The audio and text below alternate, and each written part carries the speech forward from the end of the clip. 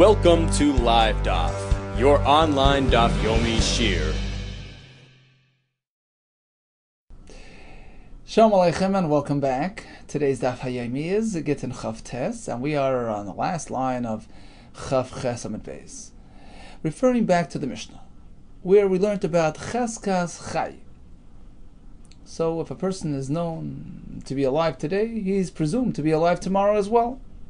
However, the Mishnah tells us there are some cases where we are uncertain as to his condition. And this pertains to his wife eating truma on account of him, etc., etc. One such example is Yotzei Lehareg. A person is known to have been let out to receive capital punishment, meaning it's post-verdict, it's post-Gemar Din. The Bezdin or the court has already issued its ruling. This man is on the way. He's being taken to receive his capital punishment, to be killed. Mishnah says, now we're not sure where he's holding. We're not sure. Perhaps he's still alive, perhaps he's not. And therefore we go l'chumra. So yesterday we had one version of Rabbi Yosef. Here comes version number 2 of Rabbi Yosef's interpretation of this halacha. The halacha where we say Yotzei Liharek, a person on his way out to being killed, is considered perhaps alive, perhaps dead, pertaining to halacha. Ikadamri. Here comes another version of Amar Rav Yosef. Lo yishanu. When do we say that perhaps there's a chance that this man is still chai? Elo bebezdin shel oivdei kechavim. Only if the din, this capital sentence, was issued by a bezdin of oivdei kechavim, then we're not sure what happened. Why? Says Rashi, the shakli sheichad, because they accept bribes and perhaps that overturn the verdict. Aval bebezdin shel Yisrael. But if the psak of the verdict was issued by a bezdin of Yisrael, there's no sheichad there. Given the nafek leidina l'ktala, once the verdict has been issued l'ktala, that this man is deserving of the capital punishment, katlile, they carry out the sentence, and there is no more cheskas chai. He's presumed to be mace. Amalei Abaye. Says Abaye to Rav Yosef, I don't understand. The Bezdin Shal Yisrael Nami, even if the Gemar Din was issued by a Bezdin of Yisrael, there as well. It's not the end of the road yet. Efshad the Chazulei Zechusa, can happen that they discover a factor in his favor, and that would affect an overturning of the judgment, of the verdict. He can appeal the verdict if they discover something in his favor. So there as well, it's not a fait accompli, it's not a closed case. The answer is ki chazulei zechusa. How common is it to find a zechus? That's usually mikame de ligmar dina. It's typical for prior to the Gemar Din, prior to the verdict being issued. Basar Gemar Dina, but once the psak din has already been concluded, suloi chazulei zechusa. It's not common, it's not shchiach, explains Rashi, to find a zechus at this late stage in the game, and therefore there's no halachic reasoning, no halachic probability of chayim. Leima Masayele, perhaps we can prove this point, we can support Rav Yosef's contention that when it comes to Bezdin Shal Yisrael, there's no reason to believe that he's still chai. The Brisa says like this: Kol makam sheyamdu shnayim. Whenever two people get up, we say Me'idim anu es ish pleni, we testify against this person, shenigmar dinoi, bebeis dina shel pleni. We know for a fact that there was a sentence, there was a verdict issued in a certain bezdin against this man. Upleni edav, and such were his witnesses witnessing against him. Harezi yahareg. So once they give us that information, that's enough to go on to the point that we put this person to death. What do you mean? How do we know? Maybe, sure, the other bezdin had concluded that he's deserving of the death penalty, but perhaps they found the zchus to overturn, to cancel. Oh, apparently it's not common. It's not likely. That's a writer of Yosef. Says the Gemara, no, perhaps here it's different. Dilma Bareach Shiny. Remember, this person escaped. He ran away from that other bezdin, so it's not likely that they sat and they figured out his zchus in his favor. But in a standard case, perhaps, yeah. So there's no writer of Yosef. Toshma, comes another attempt at a raya. Shama bezdin shal Yisrael. So this person here is a word coming out of a Bezdin of Yisrael, Shoy Imrim, that we're saying as follows. Ish pleni meis, ish pleni nerag. This person was meis, was nerag, was killed, he died through the Bezdin. Yasiras ishto, that's enough information to go on to actually allow his wife to remarry. We treat it as fact. But, mikum teresim shlobit gechavim, if he obtained this information from a Ovid Gechavim executioner, in terms of what occurred in the Bezdin of the Ovid Gechavim, such as Ish Pleni Meis, Ish Pleni Nerag, that's not enough information to go on. It's not a verified fact, and therefore, Al Yasius Ishtoy, they can't allow his wife to remarry. End of Bryce. Let's analyze the meaning, the definitions that we discussed. My Meis, so my Nerag, what do we mean when we say Meis and Nerag? Literally, Ilema Meis Mamash, Nerag Mamash, literally Meis and Nerag. Rashi explains, by the way, there are two different forms of punishment. One is mace, one is nerag, as discussed in Sanhedrin. But in any case, are we speaking about literal mace and nerag? And if it's coming out of a Bezdin Shel Yisrael, it's reliable enough to base remarriage on that. So, in the parallel case, by the Ovid Gechavim, we don't trust that. The Kavasei, Ovid Gechavim. So, in the parallel case by the Ovid Gechavim, we hear that news coming out of the Bezdin of the Goyim, that he was maced, that he was nerag through the court. Amai al Yasiras Ishtoi. So why don't we rely on that to remarry his wife? Don't we know this as a fact, discussed in the end of the Mesechas Yevamos? Kol Masiach lefi tumai, even if a non-Jew is speaking nonchalantly, naturally, telling us a story, such as this fellow telling us about what happened in the court there with the Yisrael, that he died, that he was killed. Himuni mehemnile, we trust the guy. So why can't we remarry his wife? Elalav. Oh, so apparently, when we say the word mace, it doesn't mean literally he died. Yaitse lamas. He was being taken out to die. V'nerag means yaitse leharag. He was being let out to be executed. So that's the definition of mace and nerag. And what do we say in the Brisa? Ukatani, but Bezdin Shel Yisrael. If it relates to a Bezdin of Yisrael, Yasiu es Ishtoi. That's enough to go on, to remarry his wife, assuming that he's no longer alive.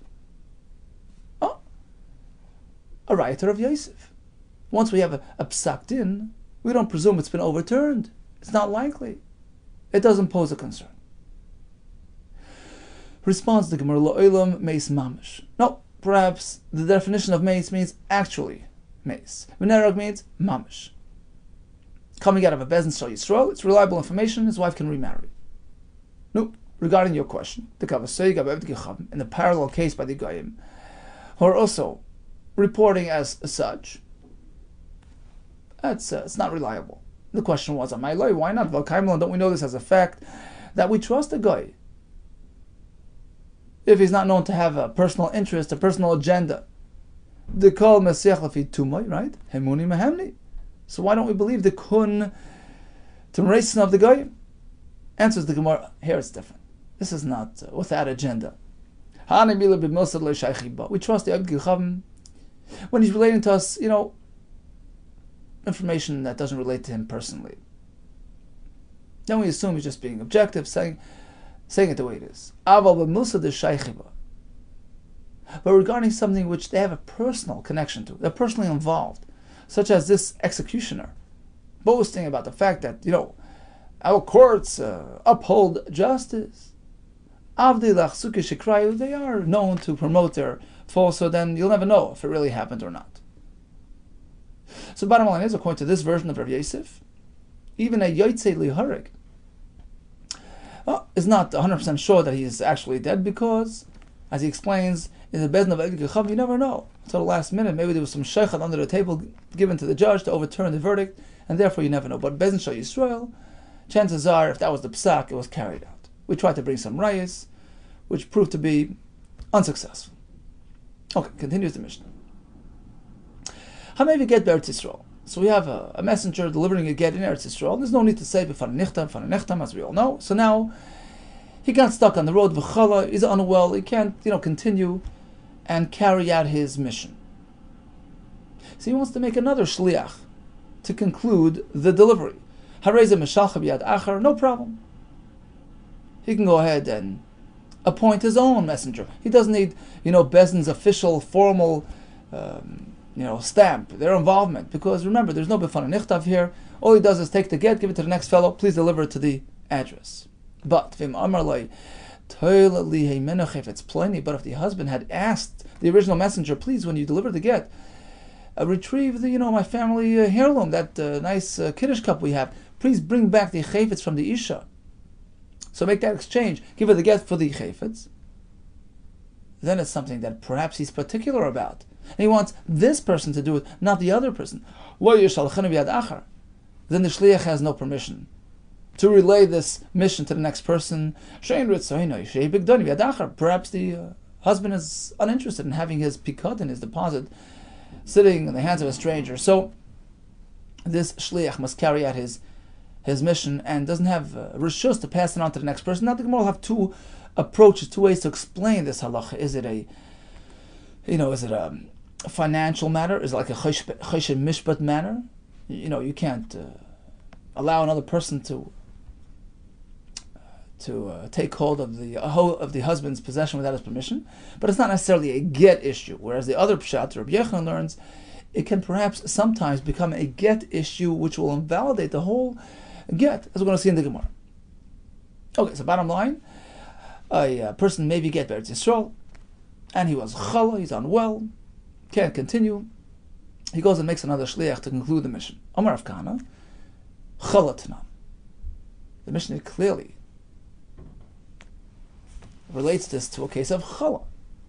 That's a condition. If he's unwell, or as Rashi says, other emergencies propped up, and he has no ability to continue, then he can go make another shliach. But otherwise, you have no right to just, transfer the mission to the next person. Chala tanan. Pshita. Well, obviously, it's chala ktani. The mission does say chala. What is Rav Kahana coming to add? Ma'od perhaps I would say, hu adin, the same exact din would apply even though there is no chala aspect here. Why does the Mishnah mention illness? It's just giving you, your typical scenario. But perhaps even if the shliach is alive and well and healthy and strong, he can choose to continue with somebody else. Kamash Malan comes, Rav Kahana tells us no. The Mishnah means chala because that's what it is. Otherwise, he shouldn't be making another shliach because that's not what the husband had in mind. Asks the Gemara, hey Chidami, what terminology did the husband employ when he appointed the first shliach? Either Amalei Hoylech. Did he just tell him, look, get over there, transfer it to the Isha, look after it? He didn't make it so personal as it to be you and nobody else. So then, even if he didn't become a chayla, he wasn't makpid. I don't care if it's you or ask another person to bring it. So why is chala a precondition for allowing the shliach to make another shliach? And if the husband actually made it very personal, you deliver it to the isha, well, he's bound to his mission. So even if he was chala, he shouldn't be able to make another shliach. That's not what the husband asked. Third option. If it's going to Shimon Gamliel, who was mentioned in the next brisa, who puts very strict limitations, doesn't allow the first shliach to make another shliach under all circumstances, then afilu chala namila, even if the shliach is chala, you shouldn't be able to make another shliach. So we're sort of stuck in explaining the mission. The Sani, we find the brisa which says like this: Hoylech get zel ishti. Bring this get to my wife. Hareza mishalcha b'yad acher. Then we can just make another shliach because he didn't make it personal. Make sure, look after it, ensure that it gets there. Okay, either via yourself or via another person. But if he says, at you, then it's personal. He has no permission to give it over to another person.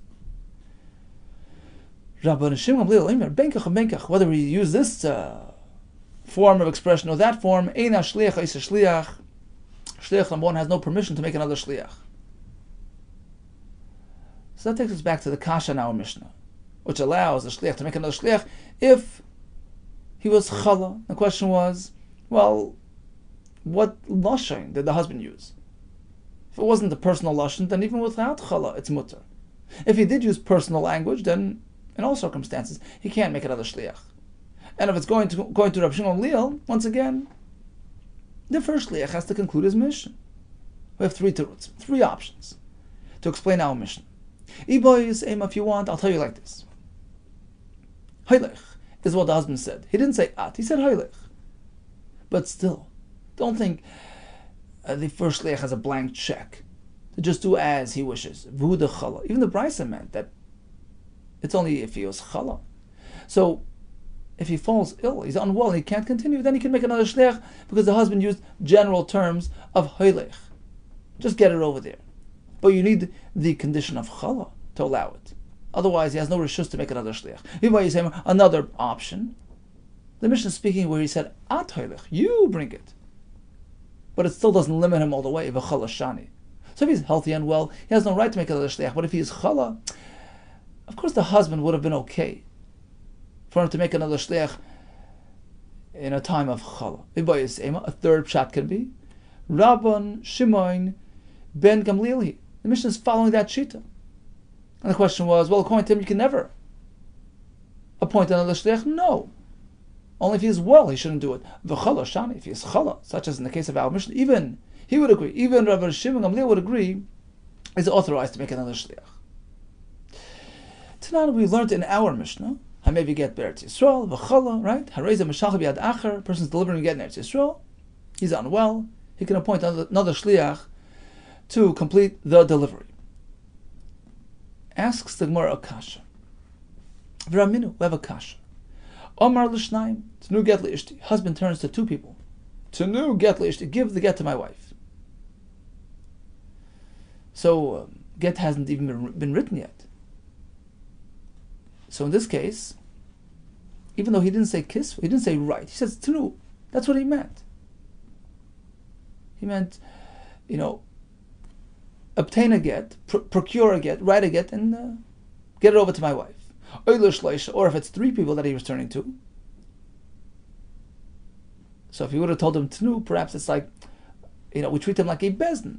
Ensure that a get is given over to my wife. They don't have to actually write it themselves. But if he says to the three people, kisvu get, you personally write the get and give it over, then they have to actually write it. They can't delegate that responsibility to somebody else.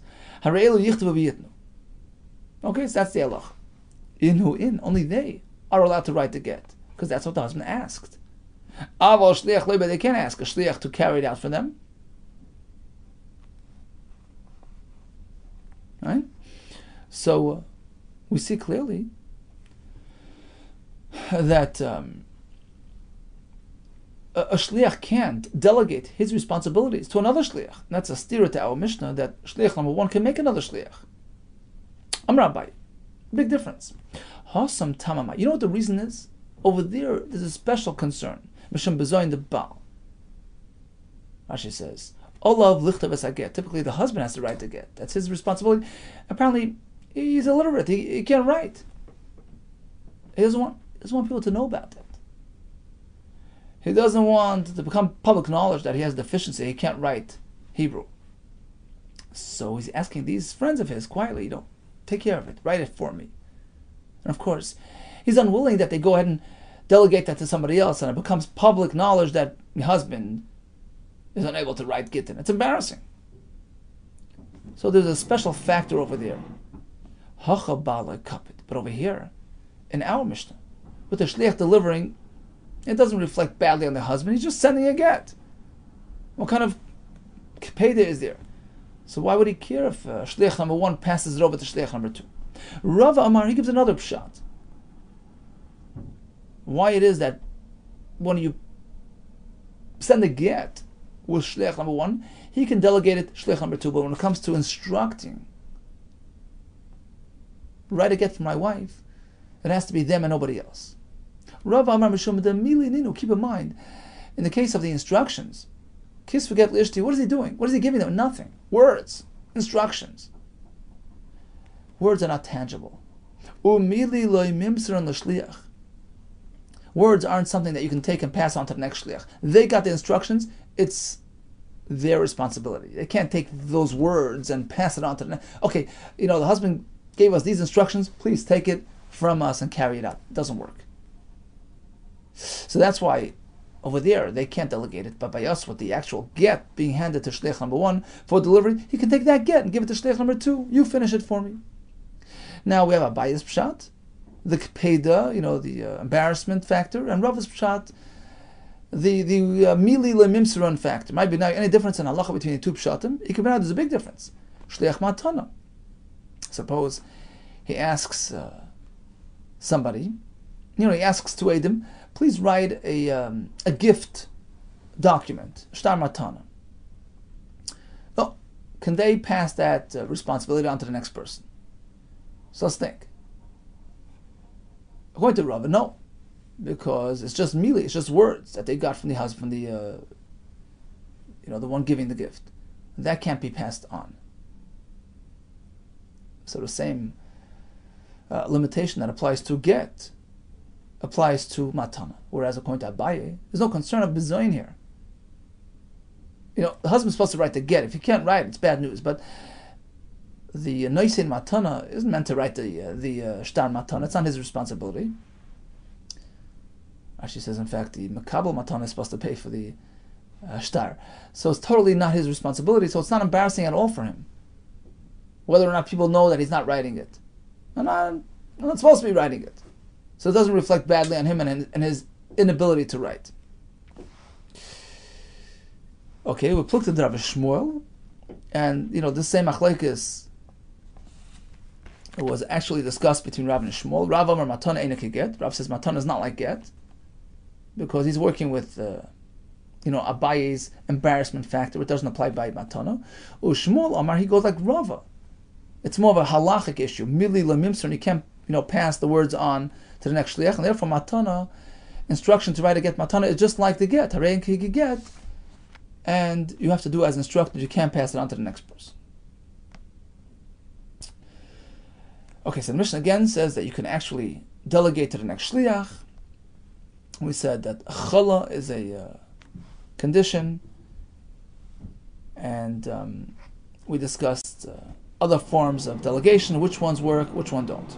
Now, the Mishnah discussed a husband who asked a shliach to actually go and retrieve, an item, a family heirloom from the isha upon giving her the get. And the Mishnah says in that case, the shliach should be careful to carry it out on his own. Don't ask somebody else to do it for him. Now, what's the concern? Is it a choshen mishpat concern or even ha'ezer concern, a get concern? It's a simple financial matter. Kanchana Rebbe, by telling us this halacha in the Mishnah, Rebbe HaKadosh, the compiler of the Mishnah, is teaching us a very basic, elementary halacha. It's your responsibility. Don't delegate it to others. You have no right to place an item into somebody else's care when it was meant for you to look after, right? Ein hashayil, one who borrows an item, ein hashayil rashai lahashil, he has no right to loan it to the next person. It was meant for you, not for the next person. Vein hasoicher rashai lahaskar, you rent something, you can't rent it further. Just like in our Mishnah. I asked you to bring the chavetz for me, don't ask somebody else to do it. Perhaps I trust you and not him. Amal Rabbi Yehuda, says Rabbi Yehuda to Reish Lakish, you think this is the point of the Mishnah here? Zu, this basic halacha, to be responsible and looking after somebody else's item with integrity. Zu afilu tinoikes shel beis rabon yoidim ois. Even children in cheder know that. That's not something the Mishnah is coming to teach us here in Maseches Gittin. Ella, rather, says Rabbi Yehuda, this deviation could have ramifications regarding the kashrus haget and the shlichus of delivering the get as well. It can invalidate the whole shlichus. Zimnan, it can happen. The gittan namid lihavi. If this fellow delegates this job to the next person, and it's not done right, it's not done exactly the way the husband dictated. He says, take the item and then give the get. I want to make sure we get the item before she gets the get, to ensure that we get it, right?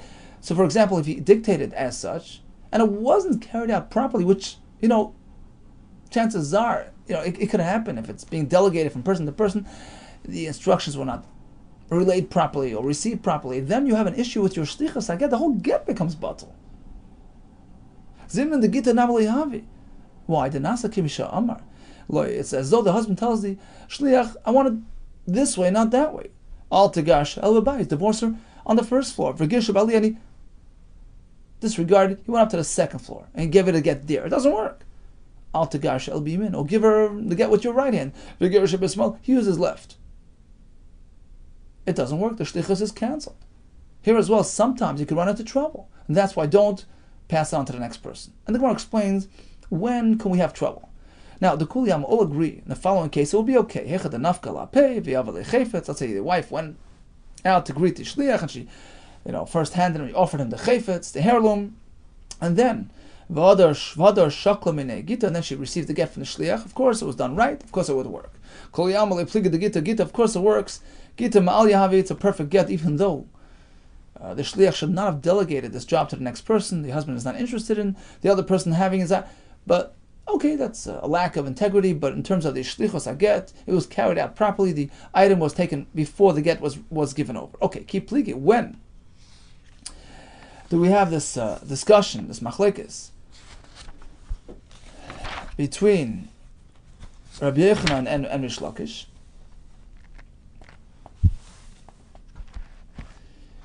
It's as follows. In the case where the husband tells the shliach, you know what, be careful. First, take possession of that expensive item that I want back. And then give her the gift. Only then. And it so happens that didn't happen that way. So what happened was the shliach went along, and he didn't care for he didn't follow the instructions, the order. He gave her the get first. Then he took the item. Now we're in trouble. You don't follow instructions. Rabbi Yehuda Kessler, no shlichus is possible. You deviated. You were reckless. You were irresponsible. Why'd you give it the get first? You would have never gotten back the item. It's not what I meant. So, whether shliach number one did it that way, and certainly b'shluchi, if it was carried out through shliach number two, the shliach of shliach number one, of course it doesn't work. And therefore, Rabbi Yehuda says, you know what? You got the instructions from the husband, keep it in-house. Don't pass it on to the next person. We're very careful about that because perhaps you might not relay those instructions accurately and might not follow. It might not actually follow his wishes, his instruction. Therefore, it can be possible. And therefore, don't do it. Rish Lakish disagrees, even though the husband dictated as such. He says, take the item and then give her the get. You know what? That's the way he said it, but we don't really have a firm basis to believe that he was particular about the order of events. And therefore, even if he reversed it, he gave her the get and then took the item. Machshe b'shluchei. Rish Lakish says whether it's the first shliach who did it, it's okay. Machshe b'shluchei, whether it's the second shliach, the shliach of the first shliach who did it that way, it's okay. Certainly, if it's the first shliach doing it, it's certainly okay, even though he reversed the order. So once again, when the Mishnah concludes and tells us that if the husband is actually asking him to do something for him, make an exchange, take the item and give the get, then he should be careful and not to delegate that to a shliach. So in the first case of the Mishnah, when it's a simple, straightforward shlichus, bring her the get, we say that if he runs into trouble, he's chala, can make another shliach. But if it's a question of receiving an item, then we want this person's involvement and nobody else. The reason is, well, according to Rish Lakish, very simple, straightforward. Didei Mammon is concerned, you have no right to, give it to the next person. And Rabbi Yehuda says more than that. The concern is that perhaps he'll switch the order. He won't follow instructions. He won't do it properly. And then we have a problem with the actual shlichus, which is batal. Continues Mishnah. And maybe got Medina Sayyam. So this time around, we have a messenger delivering from Medina Sayyam, in which case he has to recite B'fanei Nichta, B'chala. This fellow as well is now ill, unable to continue and deliver the get. So now he must approach Bezdin and appoint another messenger in their presence. Why? So that they hear his B'fanei Nichta, and then they sort of transfer that to the next shliach. And he sends it off at the next shliach, right? And he recites before the Bezdin, B'fanei Nichta, B'fanei Nichta.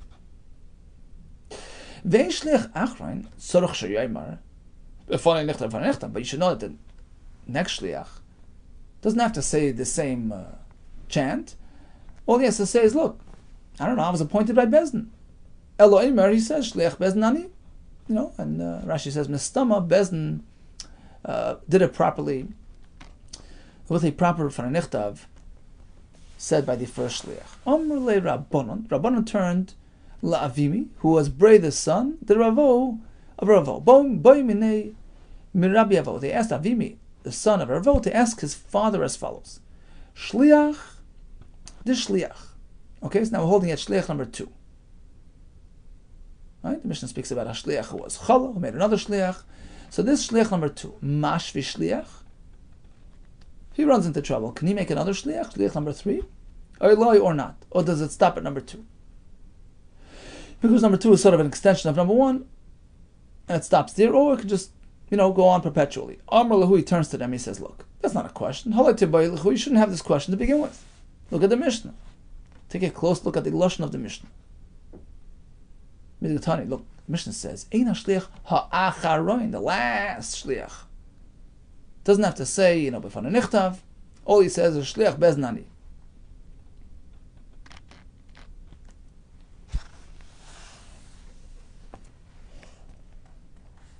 The Mishnah uses the word ha'achron, the last one. Right?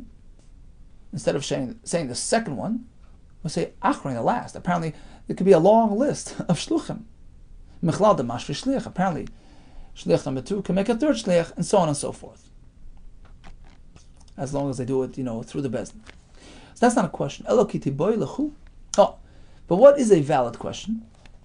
Sure, you can make as many as you want, but does it have to be done officially? Ki mashvi shliach. When number 2 makes number 3, is it bezdin, in front of bezdin, or yafil shlei bezdin, or even without bezdin's authority? Amrulei. So they responded this time. Now it was their turn. Well, that was never a question for us. Because look at the Mishnah. The Mishnah says, the last shliach has to say, look, I was appointed by bezdin. Clearly, bezdin has to be involved. So that was one version of the story. Rav Nachman bar Yitzchak Masniyachi, he had a different version, a slightly different version. Amrulei Rabbanon turned La'avimi, who was the son of Bray the Rabbi Avo. Please ask your father, Meravo, the following question. Shliach to shliach. So shliach number 2. Who wants to make shliach number 3? Ki mashvi shliach. When you make shliach number 3, bezdin, with bezdin's authority, or shalei bezdin, or even without bezdin. Amar Lahu responds to them, why are you asking this question? Why don't you ask the other question? I mashvi shliach ba'alma. Whether number 2 can even make a shliach, could even make shliach number 3. So they said to him, no, that's not a question. That was never a question for us. The Mishnah clearly indicates you could. It's not an shliach ha'achrein. The Mishnah refers to the last shliach. Apparently there could be many on the list. Mechlal de shliach masher shliach. It's clear that number 2 can make number 3. There's no limit to how many shliachim you can make. Rather, our question was simply in terms of the details. With bezdin, or shlei bezdin, even without bezdin. Marlus, this time he responded to them with a clear answer. This too shouldn't be a question for you. Because if you're being medayik in the Mishnah, what does the Mishnah say? The last shliach says, shliach beznani, I'm appointed by bezdin. So clearly, bezdin must be involved all the way through. Amarabba, that's a shliach who has to say b'fanei nichtav. That's a shliach coming from Medinas Hayam, but shliach be'eretz Yisrael, the Mishnah and Amar Aleph which discussed, or shliach in Eretz Yisrael, who need not say b'fanei nichtav. In this case, it can just go on perpetually. Oisa kama shluchin, he can make shliach upon shliach all the way down the road without bezdin's involvement. There's no need to have bezdin involved. Here comes a chiddush. Amar Rav Ashi. Suppose shliach number 1 made number 2, made number 3, number 4, etc. We have 10 shluchim. And the husband's, on top of everything, right? He's the one that sent the get. Imeis Rishon, if shliach number 1 passes away, before the get was delivered by shliach number 10, batlu kulam. They all lost their authority. It's over. He's a source root of their power. He's gone, they're gone. Amar Mar bar Rav Ashi. So Mar, the son of Rav Ashi, responded, Hada Abba, this halacha, presented by my father, the katnusahi. It must have been said when he was young, because it's something you can challenge, actually. So Mar bar Rav Ashi disagreed with his father's halacha, that all the shluchim, subsequent shluchim, are dependent upon the original shliach. They're being empowered by him. And if he's not here, everything's gone. He disagreed. You know why? Ilu meis baal.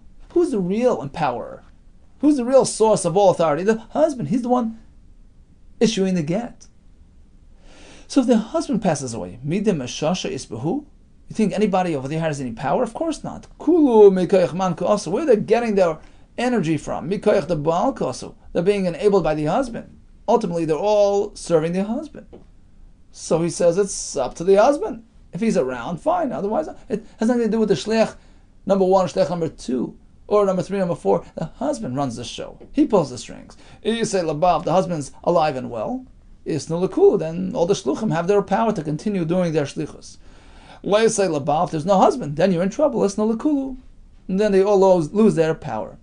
So instead of it depending upon the first shliach, it depends on the husband.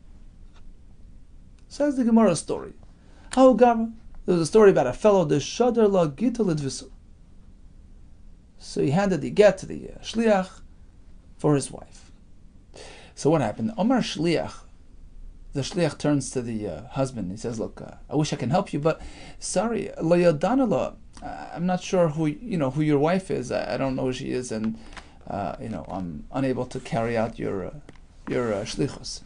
Omar he says, "Okay, no problem. I have a solution. Zil Yahave, take this get and hand it over to the following person. La'aba bar menyume di'u yadal. He knows my wife. And he'll already deliver it to her." Okay, so he arrived in town, and he did not find this person, La'aba bar menyume. Instead, who did he find sitting around? Ashkecha, he found Rabbi Avo, Rabbi Chanina bar Papa, Rabbi Nafcha, these 3 Amoraim. And who was with them? Somebody who was actually junior to them, younger to them, Yosef Rav Safra. Rav Safra was sitting abayu with them. Amrulay, so he couldn't find his designated person. So he told them his story and his dilemma. So they responded to him, no problem. We're like a bezdin, right? We have 3 people here. Misoyer miloch, convey your words. Meaning, you'll tell us,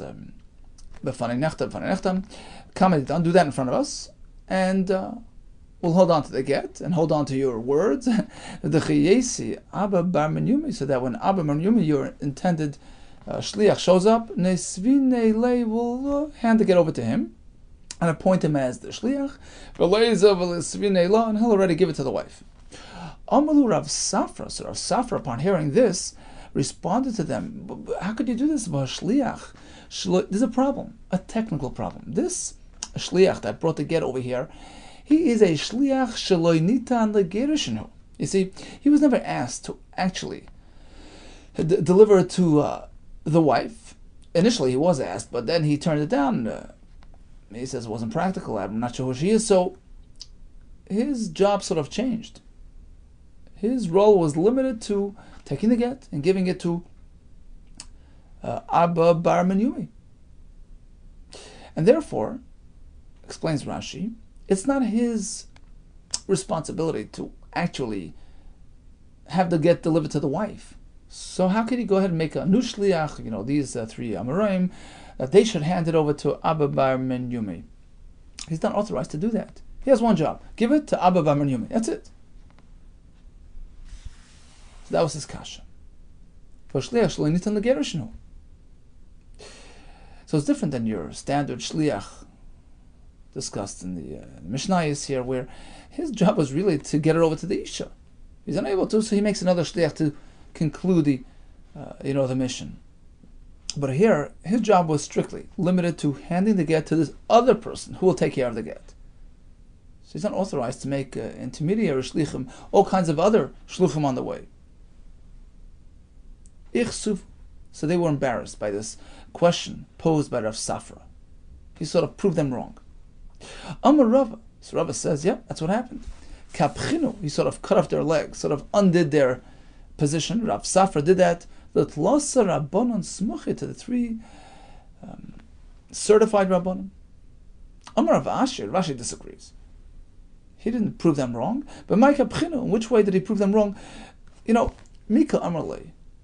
Did the husband then tell the shliach, Abba bar menyumi? V'layat? Only Abba bar menyumi will give it to the Isha and not you? If anything, initially he wanted him, the first shliach, to deliver it to the Isha. He said he couldn't do it, okay. So second best, find somebody else to help you out. But theoretically, he was really authorized to get to the Isha. And therefore, he's empowered to go ahead and see to it that it gets to her in any which way possible, whether it's directly through Abba Bar Yumi or through other shluchim that will hand it to him. So according to this version, Rava maintains that Rav Safra posed a proper challenge to their opinion. And Rav Ashi disagrees. Ikad Amri, we have a second version, just the other way around. Amar Rava was the one who says like this. Kapchinu Rav Safra, it appears that Rav Safra indeed undid the L'tlas Rabbanan Smuchi with his kasha, but it was really beteusa. It was just a mistake. It was an error. It wasn't much of a challenge, because, as we said before, he was really authorized to get it to the Isha. Amar Rav Ashi, so Rav Ashi responds to Rava, no, if anything, he was right with his kasha. Rav Safra was. My Tusa, what do you mean it was an error? It was a question in error. Maika Amarle, what did the husband tell him? Abba Bar Yumi. Ultimately, he told him, give it to Abba Bar Yumi. Loyata, not you. You're not going to take it to the Isha. So he sort of changed the designation, changed the program. And all he was able to do was give it to Abba Bar Yumi. That's it. He couldn't make other shluchim. So basically, the difference between two Lashonis is that, there was a story, and Rav Safra responded to the Chachamim. You shouldn't have done it. And according to version 1, Rava maintains that Rav Safra was correct in challenging the Chachamim. Rav Ashi disagrees. In version 2, Rava maintains they were right, and Rav Ashi maintains he was right. Okay, Hau Gavra.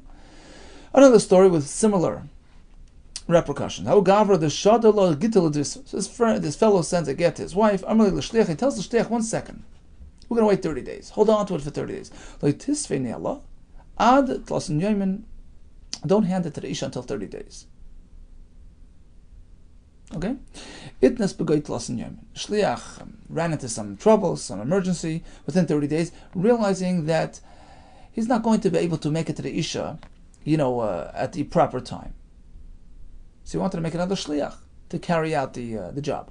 Osel kamed Rava. So he approaches Rava. Rava responds, Chala.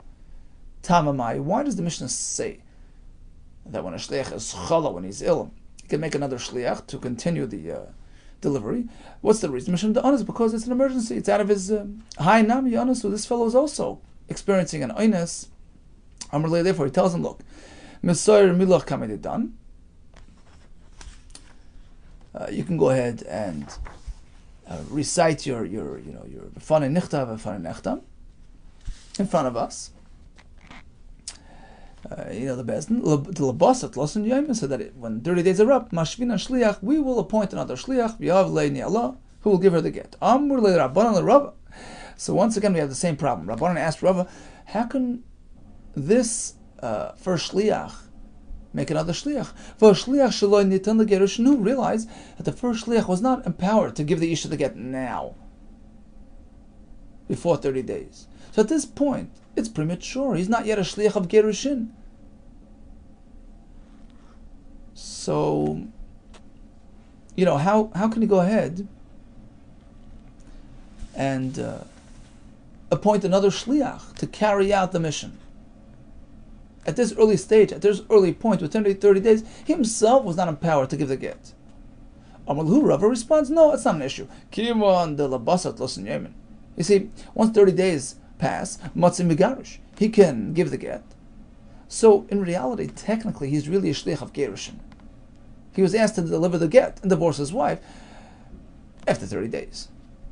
Kishliach shenitan the gerushin hu, therefore, he is, yes, considered the shliach of gerushin even within 30 days, and therefore he can make another shliach to carry out the mission. Another question: V'leicho shema payis. Why should we not be concerned with a new problem? Shema payis. Maybe the husband came and visited this strange wife, and tried to coax her into appeasement. In which case, we know there's a halacha that if there's yichud between the husband and wife post writing of the get, before delivery of the get, post writing, it's called get yashan. It can't be used. Mila Tanan, haven't we learned the same halacha in the Mishnah? Me'achshav and lebasi. Mekan v'adibeis chaydish. So he hands the isha the get, and he says, you know what? If I don't return within 12 months, the get will be activated from today. And he passed away within 12 months. The get is activated, it works. That's the Mishnah. We had a question on the Mishnah. The same question. Perhaps there was appeasement in between.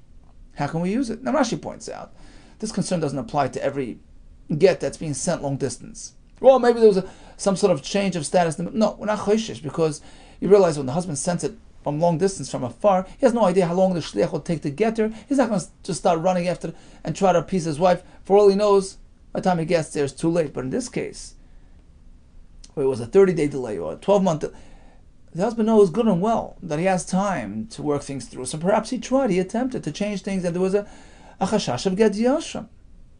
And the answer was, V'amar Rabba Barafuna. Hachi Amar. Such and such was said by Abba Mori Mishmei Rav Neiman Rav. So in the case of the 12-month delay, why is there no chashash of appeasement? Because we're speaking that the husband declared initially when he gave the get to the Isha, he said, Ne'emenes alai, she's trusted, I believe her, I'm accepting her words. Ne'emenes alai loimar, if she says shalei that I have not returned. So basically, we're not concerned that he returned, because the Isha comes and tells us it never happened. So we're not going to, challenge the get. We're not going to be concerned that perhaps he came back, as long as we don't know that that it happened. Okay? So Rashi says, he's not complaining, we're not going to complain, we're not going to ask any questions, and the get is legal and valid. So only because of that additional factor, only because we have her ne'emanus, and that preempts any chashash of get yashan, we allow the get to go through. But in our case, the case of Rava's story, a fellow sent a shliach and said, give it to her after 30 days. He can do so. What do you mean? What happened to get yashan? Ichsiv, so Rava was embarrassed by this question. So if it turns out Igloi Milsa, it was clarified that indeed the get was between not a husband and wife, darusa havoy. She was just a fiancée, just a kala engaged. A 30-day, delay get. Amar Rava said to that, Rava responded and said, that answers the question. If the concern of get yashan applies by a married couple who's, perhaps the husband's seeking to restore peace between themselves, so there's a chashash of get yashan. But by an engaged couple, we don't have that closeness and that, established relationship which can generate a concern of appeasement. Okay, so therefore it turned out to be fine. Amar Rava concludes the Gemara. The following question is certainly a good question, something that we can ponder. Let's go back to the Mishnah. Okay, so a person had a hard time delivering the get, so he makes another shliach in front of Bezin because he has to say b'fanav nechta, right? So kimashu Bezin shliach, when the Bezin appoints the next shliach, b'fanav, does it have to be in the presence of the first shliach, sort of a carryover of his shlichus? Or could it be done even without him being around? Hadar Pashta, Rava came back and answered, b'fanav is not a prerequisite. Ben b'fanav, whether it's here or not. And Sholchu Matam, in fact, they sent a message from Eretz Yisrael as well. Bein b'fanav, bein shlei b'fanav, that could be done in his presence or without his presence. Okay, let's summarize today's DAF. We started with the halacha of a fellow who was guilty of a capital offense and he was being taken out lahariga. We give him chomri chaim, chomri mesim. We don't know if he's alive or dead. Therefore, we go l'chumra. And Rabbi Yehuda says that, it's only concerned by Bezin Shal Akum, who are susceptible to bribes. We tried to bring some rise to that, and that was that sugya. Then we had one Mishnah and then another. In the first Mishnah, it was a get in Eretz Yisrael without any b'fanav nechta. He had a hard time delivering it. Chala, Einis. He can generate a new shliach to carry out that mission, except in the case where he's meant to pick up an item from the Isha. In that case, he has no right to do so. We had two opinions on that, whether it's a financial issue or a perhaps possibly even a get issue. Next Mishnah discussed again from Medina Sayam, which requires b'fanav nechta. Here as well, if there's an issue, we can make another shliach in front of Bezdin. And we said there's no limit to how many shluchim they can make. And the last and final shliach will deliver the get and say, I'm a shliach of Bezdin. We had one story and then another, which addressed the issue of shliach shleinitan legerushin, and concluded with Rava telling us that the shliach that Bezdin makes need not be done in front of the first shliach. Hatzlach Rabbi Thu, and Besuras Toivos always.